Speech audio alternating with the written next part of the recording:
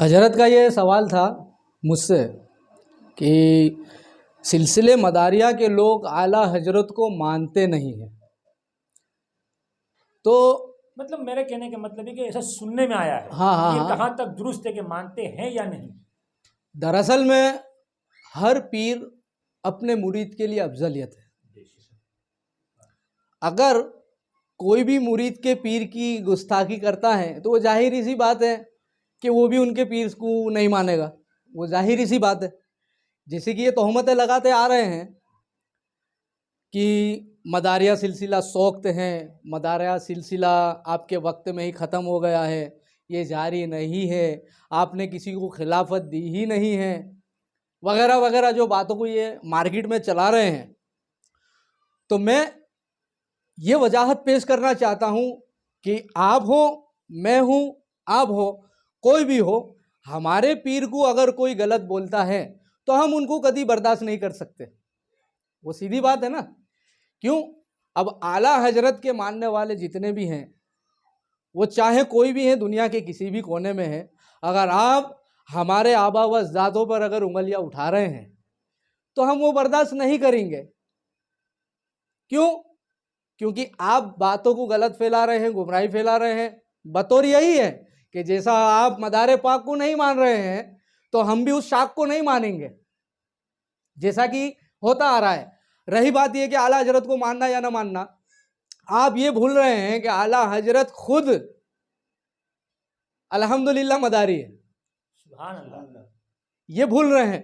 तो वो कैसे भूल रहे हैं जो ये बातों को आवाम में गुमराहियत फैला रहे हैं कि मदारी सिलसिला सोख्त हो गया है, मदारी ख़त्म हो गया है, तो वो कैसे भूल गए?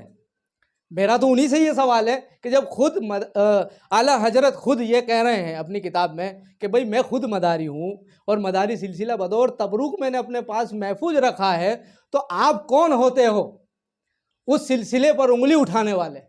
आपको किसने हक दिया है उस सिलसिले पर उंगली उठाने का? और एक बात ये जान लीजिए कि अभी तक तो किताबों से लड़ रहे थे, मगर मैं आज एक बात वाजे कर देना चाहता हूं। हजरत जाबिर रज़ी अल्लाह ताला अन्हु की रिवायत पेश करना चाहता हूं मैं। आप सल्लल्लाहु अलैहि वसल्लम की ये हदीस है। आपने फरमाया, हजरत जाबिर इसकी नकल कर रहे हैं, 4 किताबों के अंदर ये हदीस महफूज है और मैं किताबों के नाम भी दे दूंगा, सफ़ा के नाम भी मैं इंशाल्लाह दे देता हूँ। किताब का नाम है सबसे पहले रूहुल मानी। 4 किताबें हैं और ऐसी 4 किताबों के अंदर आपने उस ताल्लुक़ से ये फरमाया है कि सरकार मदारे पाक का जो सिलसिला है, सिलसिले मदारिया, वो मदारे पाक से जारी हुआ। इनसे पहले कोई मदारी था ही नहीं, ठीक है, और आपके बाद ही सारे मदारी बने। अब मैं आपको हजरत जाबिर रज़ी अल्लाह ताला अन्हो ने जो हदीस करीमा नकल की है, मैं आपको वो बता दूं। सबसे पहले ये 4 किताबों के अंदर ये हदीस करीमा मौजूद है। सबसे पहली किताब है रूहुल मानी, जिल्द 2, सफ़ा नंबर 118। दूसरी किताब का नाम है फतावा शामी, हिस्सा सीवुम, जिक्र बाबू सईद में ये हदीस मौजूद है। तीसरी किताब है हलीलतुल औलिया, जिल्द 5, सफ़ा 184 पर मौजूद है। और चौथी किताब है कंजुल उम्मान, जिल्द 5, सफ़ा 407 पर ये मौजूद है। और आप सल्लल्लाहु अलैहि वसल्लम के ये अल्फाज हैं, आप फरमाते हैं वमन आशा मदारियत माता शहीदा। आप फरमाते हैं वमन आशा मदारियत माता शहीदा, जो शख्स जिंदगी गुजारेगा मदारी बनकर, गोया कि जब उसकी मौत आएगी वो शहीद का मुकाम पाएगा। ये हमारे प्यारे आका सल्लल्लाहु अलैहि वसल्लम के अल्फाज है जो मैंने 4 किताबों के आपको हवाले पेश कर दिए हैं। आप चाहो तो उसका मुताला कर सकते हैं। अब ये पेशन गोई हमारे नबी ने उस वक्त की जब मदार पाक की विलादत भी नहीं हुई थी। दूसरी पेशन गोई ये की थी आपने, काल रसूलुल्लाह सल्लल्लाहु अलैहि वसल्लम खैरिन नास फी खैरिन नास ज़माने खफीफल हाज। ये हदीस है अब ये हदीस से मुराद ये है कि सहाबाए कराम ने आपसे अर्ज किया कि या रसूलल्लाह सल्लल्लाहु अलैहि वसल्लम खफीफल हाज कहते किसे हैं? तो खफीफल हाज आपने फरमाया उसे कहते हैं कि जिसकी बीवी और बच्चे ना हो, जिसकी बीवी और बच्चे ना हो, अल्लाह ताला उसे एक तवील उम्र अता करेगा। वो जिंदगी में खाना नहीं खाएगा, वो जिंदगी में पानी नहीं पिएगा, जिस्म पे एक मक्खी तक नहीं बैठेगी। ये सारी निशानियां किसकी तरफ मुतवज्जह है, किस तरफ इशारा कर रही है? खफीफल हाज के माने आप सल्लल्लाहु अलैहि वसल्लम ने फरमा दिया, और ये बिलखुसूस फरमाया कि उसके चेहरे अनवार पर 7 नकाब होंगे और वो शादी नहीं करेंगे। अब ये सारी निशानी आप देख लीजिए। हुजूर सैयदना बदियुद्दीन कुतुबुल मदार रज़ी अल्लाह तआला अन्हो, जो ये तमाम निशानी आप में पाई जाती हैं। तो हम फ़कत यही कहना चाहते हैं कि जो हमारे दादा का नहीं होगा हम उसके नहीं होंगे, फिर वो चाहे कोई भी सिलसिले का हो। हमारे लिए सबसे पहले हमारे आबा व अजदाद रहेंगे।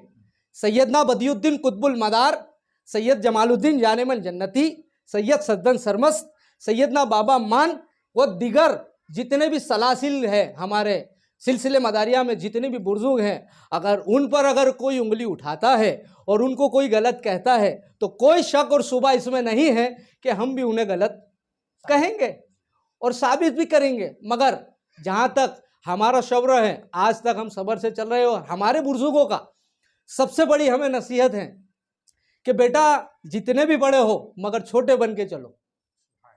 क्या कहा? जितने भी बड़े हो छोटे बन के चलो। आज आला हजरत इतने बड़े हैं अल्हम्दुलिल्लाह, मगर उनसे बड़े मदारी का कोई भी पीर होगा उनको वही इज्जत देनी पड़ेगी जो हुजूर आला हजरत ने अपने पीरान उज्जामों को दी है। ये वही पीरान उज्जाम है ना, तो वही इज्जत इनको देनी पड़ेगी। अगर आप उसमें कोताहियाँ करते हो और उसमें अगर हमको काटने की कोशिश करते हो मदारियों को, तो ऐसा कभी नहीं चलेगा। रही बात यह कि आला हजरत को लेकर के हमारे कोई डिस्प्यूट नहीं है। डिस्प्यूट करने जो इसे पैदा किया है वो आज के जो उलमा नए नए बने हैं, जो 4 किताबें पढ़ के आज अवाम में अल्लामा मौलाना जो घूम रहे हैं, ये वही लोगों की साजिशें हैं ताकि सिलसिले मदारिया के ऊपर उंगली उठा रहे हैं। और वो यही कह रहे हैं कि मदारी लोग आला हजरत को नहीं मानते। भाई क्यों नहीं मानते? वो तो हमारे खुलफाओं में आ रहे हैं, तो हम उन खुलफाओं को क्यों नहीं मानेंगे? खुद आप फरमा रहे हैं ना कि भाई हम मदारी है, तो वो मदारी है तो हम क्यों नहीं मानेंगे भाई? अगर वो मदारी नहीं है तब भी देखिए, मैं इसी बात पर एक शेर कह देता हूँ। फैली है इनसे निक हथे फैजान मुस्तफ़ा, सादा भर चमन है इन्हीं की बाहर से। कादरी हो, चिश्ती हो, सोहरवर्दी व नक्शबंद, वाबस्ता सभी है दामन कुतुबुल मदार से।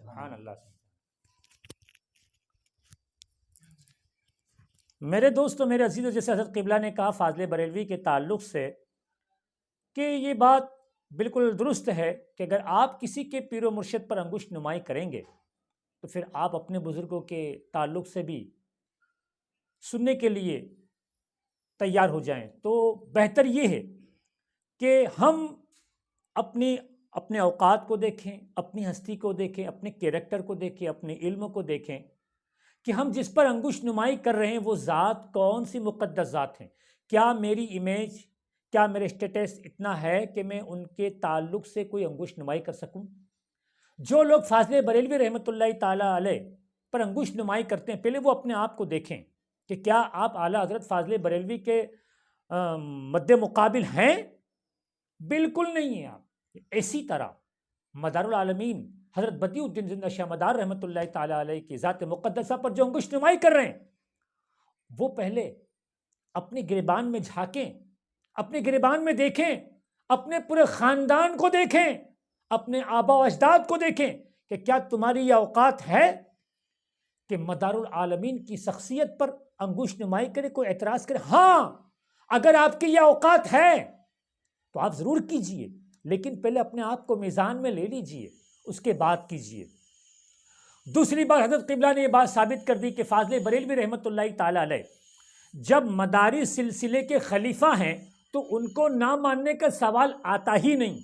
अब रही एतराज़ की बात, तो मेरे अजीज़ों, एतराज़ तो हर जगह मौजूद ही है, हर चीज़ में मौजूद है, लेकिन एतराज़ को फसाद बना देना या उसको आवाम में आम कर देना और ऐसी बात करना जिससे उन सिलसिलों के खुलफाओं को रंजीदा हो और परेशानी और फसाद का बाइस हो, हम ऐसे सवालात आवाम के दरमियान न करें। फाज़िल बरेलवी रहमतुल्लाह ताला अलैह भी हमारे सर आँखों के नूर हैं और उनकी भी खिदमत को हम बिल्कुल एक्सेप्ट करते हैं, कबूल करते हैं, लेकिन फाज़िल बरेलवी रहमतुल्लाह ताला अलैह मदारुल आलमीन के कदमों की धूल है, इसलिए कि आप आले रसूल औलाद अली और आप ताबई हैं जिन्होंने सहाबी को देखा, ताबई हैं।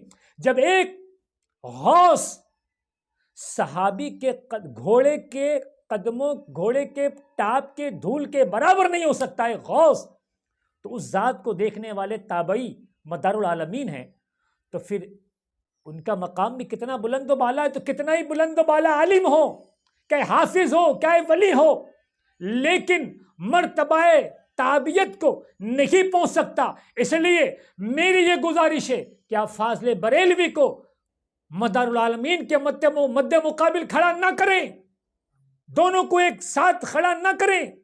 आला हजरत हैं, लेकिन मदारुल आलमीन की शख्सियत वो शख्सियतें जिनके कदमों से पूरा हिंदुस्तान नहीं पूरी दुनिया फैज़याब हुई है। तो मैं ये कहूँगा कि हरगिज़ जिसका जो मकाम है, जिसकी जो जगह है, उसको वही खड़े रखें। अगर किसी की जगह दहलीज है तो उसे दहलीज पे रखें, उसे घर में ना घुसाएं। जिसका मुकाम फर्श पे बैठने का है उसे तख्त पे ना बिठाएं। तो आप मसला सिर्फ यही है, जहां तक मुझे समझ में आता है, कि आदमी की जगह फर्श पर है और हम उसको बिठाकर तख्त पे रख देते हैं, या फर्श पर है उसको बिठाकर अर्श पे रख देते हैं, वही डिस्प्यूट आता है। और फिर आजकल का माहौल ये कि आधा पीर होता है और आधा लोग बना देते हैं, तो आधा ये भी गड़बड़ है। तो खैर, हजरत ने ये मसला हल कर दिया।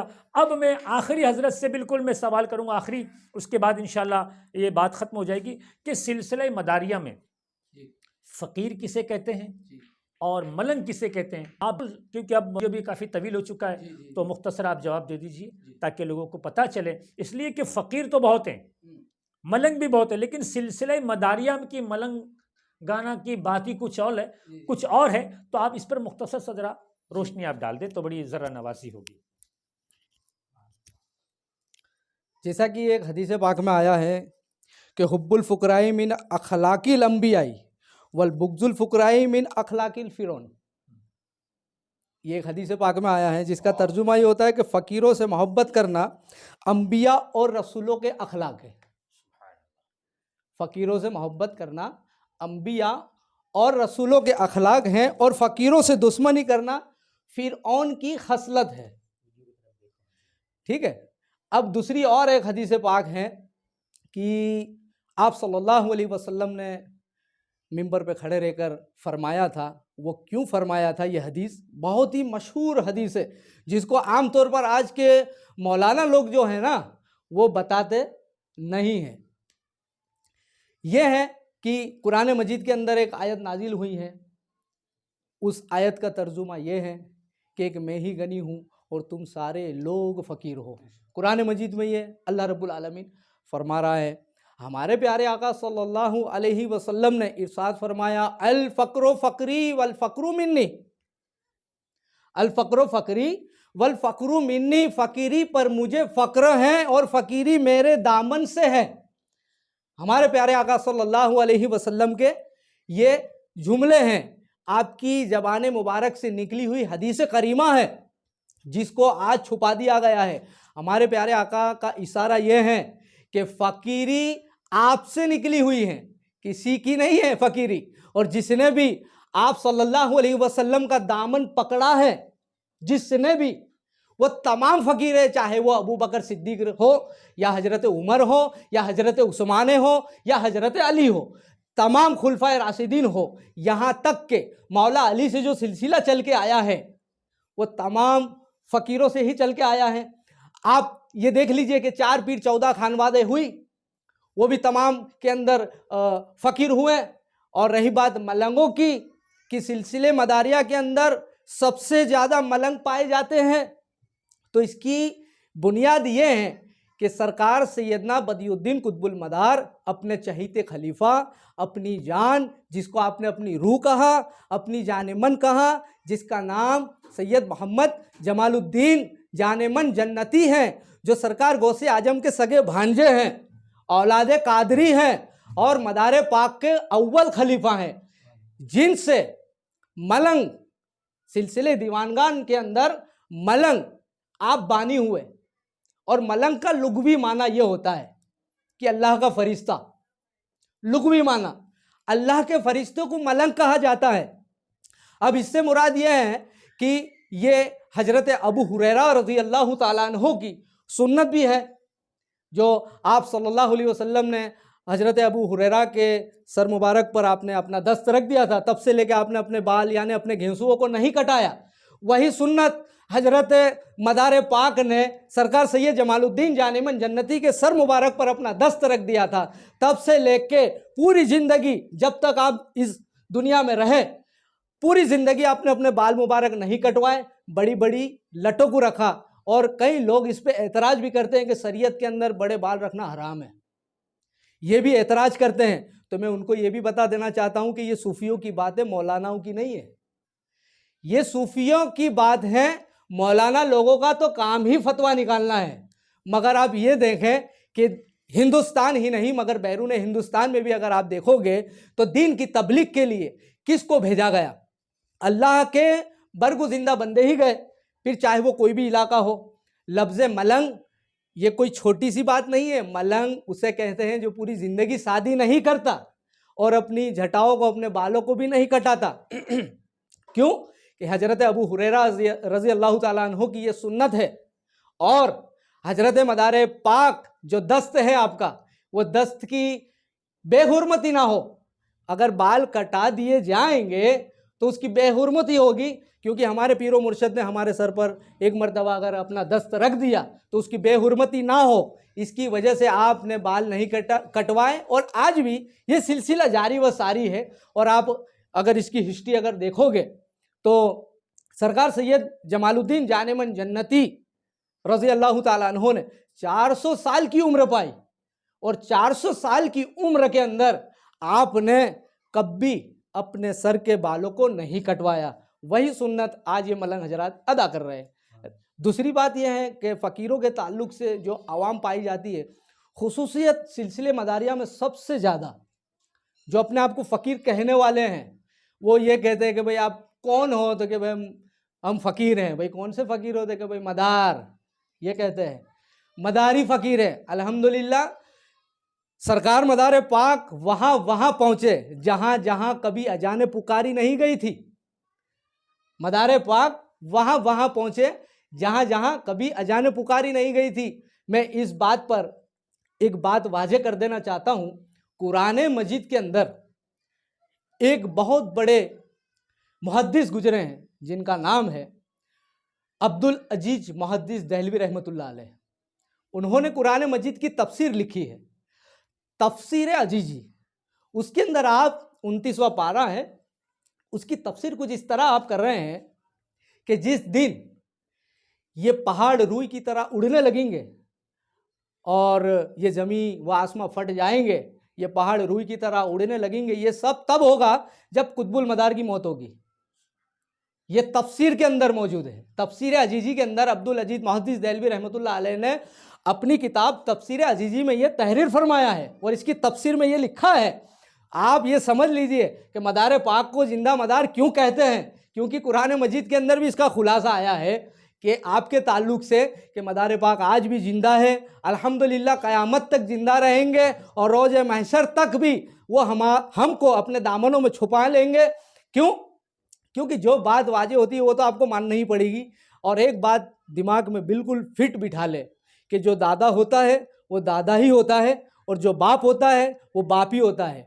आप बेटा बन के दादा बनने की कोशिश ना करें।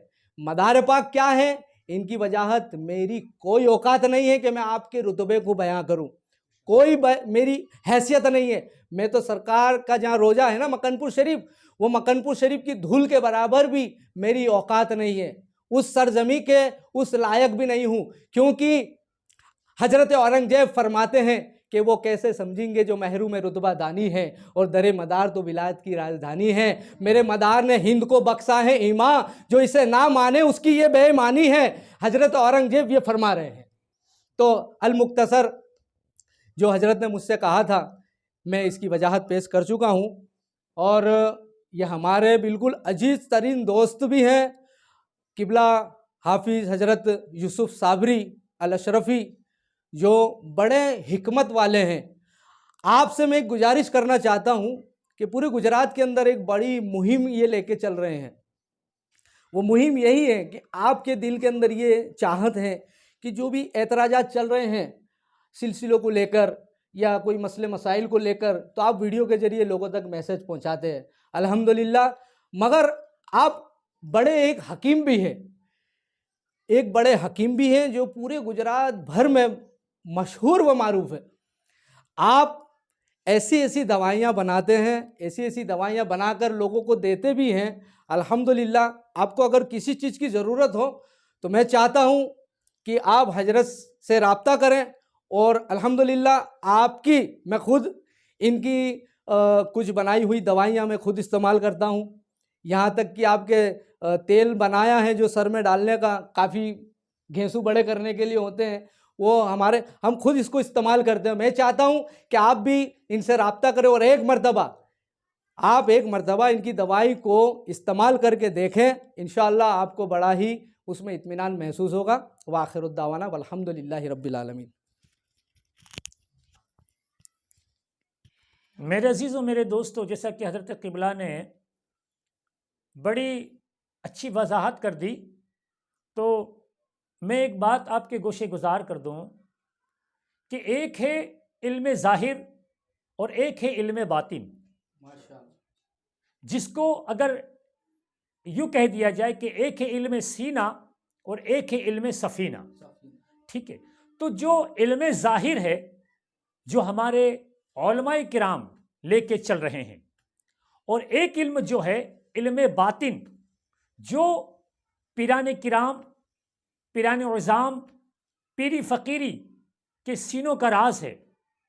मेरे दोस्तों, इस पे काफ़ी कुछ बोला जा सकता है, जो रसूल करीम सल्लल्लाहु अलैहि वसल्लम से भी साबित है कि हज़रत गालिबन हज़रत अबू हुरैरा रज़ियल्लाहु ताला अन्हु फरमाते हैं कि अल्लाह के रसूल सल्लल्लाहु अलैहि वसल्लम से मैंने दो इल्म हासिल किए।